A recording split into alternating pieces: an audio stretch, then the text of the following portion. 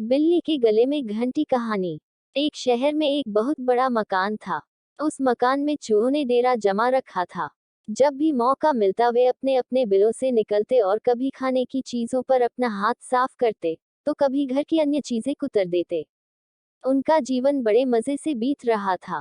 इधर मकान मालिक चूहों से तंग आ चुका था, इसलिए वह एक बड़ी सी बिल्ली ले आया। अब वह बिल्ली उसी घर में रहने लगी। बिल्ली के आने से चूहों का जीना हराम हो गया। जो भी चूहा बिल से निकलता, वह उसे चट कर जाती। चूहों का बिलों से निकलना मुहाल हो गया। वे दहशत के माहौल में जीने लगे। बिल्ली उनके लिए एक बहुत बड़ी समस्या बन गई थी। समस्या से निजात पाने का उपाय निकालने के लिए एक दिन चूहों की सभा बुलाई गई। सभा में सभी चूहे उपस्थित हुए। सभा की अध्यक्षता कर रहे चूहे ने सबको संबोधित करते हुए कहा, साथियों, आप सब जानते ही हैं कि हम लोग बिल्ली रूपी बहुत बड़ी समस्या से जूझ रहे हैं।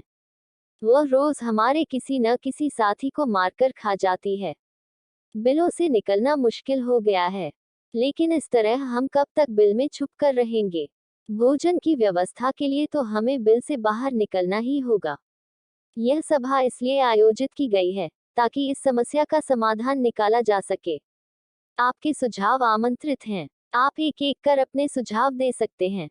एक एक कर सभी चूहों से इस समस्या पर अपनी अपनी सोच के हिसाब से सुझाव दिए, लेकिन किसी भी उपाय पर सब एकमत नहीं हुए। तब अंत में एक चूहा उठा और चहकते हुए बोला, मेरी दिमाग में अभी अभी एक बहुत ही बढ़िया उपाय आया है। क्यों न हम बिल्ली के गले में एक घंटी बांध दें। इस तरह बिल्ली जब भी आस पास होगी, उस घंटी की आवाज से हमें पता चल जाएगा और हम वहां से भाग जाएंगे। कहो कैसा लगा उपाय? सारे चूहों को ये उपाय बहुत पसंद आया।